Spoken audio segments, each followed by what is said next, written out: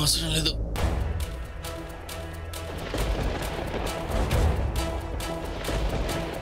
చెప్తే నీకు అర్థం కదా. నన్ను నా మా నాన్న వదిలే అలాగే. గుర్తుంచుకో, నాకు నయమైపోయిన తర్వాత దీనికి శిక్ష నీకు ఖచ్చితంగా విధిస్తాను.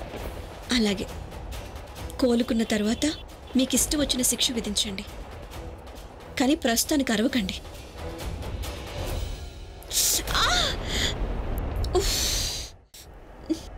ధైర్య సార్, అయితే మీరే చెప్పండి, ఇప్పుడు ఏం చేయాలి? ఇంత రాత్రి వేళ ఎవరిని పిలవాలి?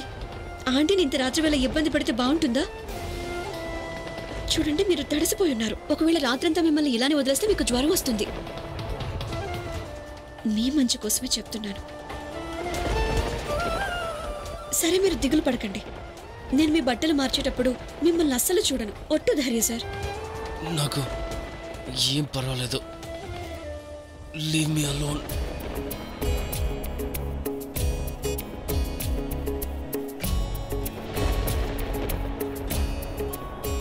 నీకు వినిపించటం లేదా?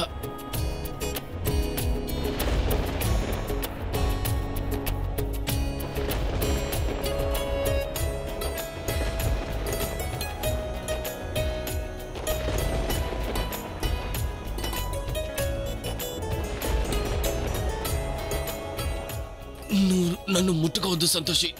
వదులు వదులు వదులు వదులు నన్ను. Don't touch me.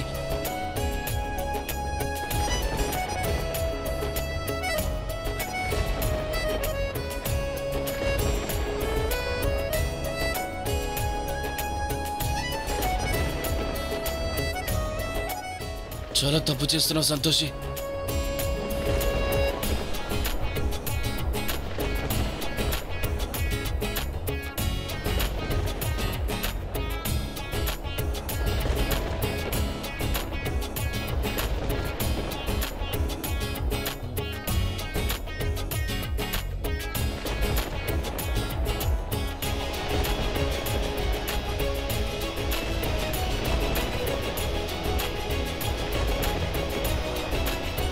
Just get out. వెళ్ళి ఇక్కడ నుంచి.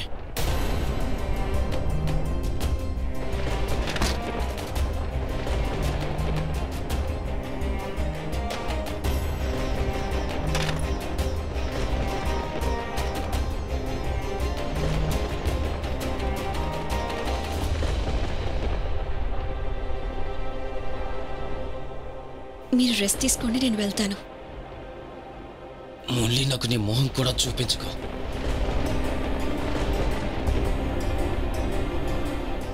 గుర్తుంచుకో, నేను కోలుకోగానే నిన్ను వదిలిపెట్టను సంతోషి. అమ్మా, అలాంటి వాళ్ళది నిజమైన ప్రేమ కాదు, అది వ్యామోహం.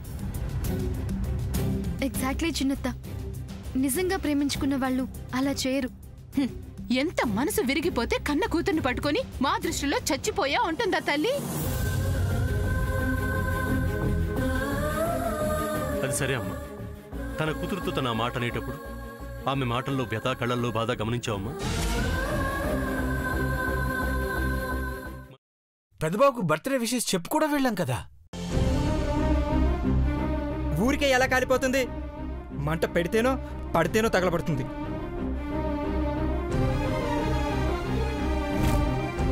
కరెక్ట్ చిన్నబాబు, నీకొచ్చినట్టే నాకు డౌట్ వచ్చింది. పార్వతే షర్టును తగలబెట్టిందనుకుంటా.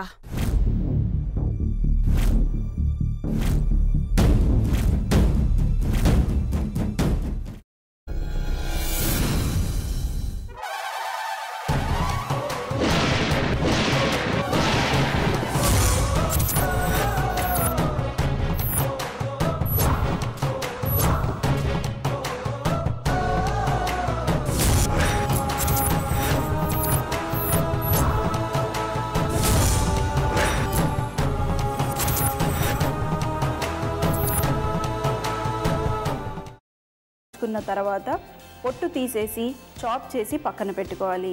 ఒక ప్యాన్లో కొద్దిగా నూనె వేడి చేసి అందులో ఆవాలు, మినప్పప్పు, శనగపప్పు, కరివేపాకు, సన్నగా తరిగి పెట్టుకున్న ఉల్లిపాయలు వేసుకుని 1 నిమిషం పాటు వేయించుకోవాలి. ఆ తర్వాత కాల్చి కట్ చేసి పెట్టుకున్న వంకాయని కూడా అందులో వేసుకుని బాగా మిక్స్ చేసి బౌల్లోకి ట్రాన్స్ఫర్ చేసుకుని అందులో తగినంత చిక్కటి పెరుగు లేదా పల్చటి పెరుగు వేసుకుని మిక్స్ చేసి అన్నంతో కానివ్వండి, చపాతీతో కానివ్వండి సర్వ్ చేసినా చాలా బాగుంటుంది.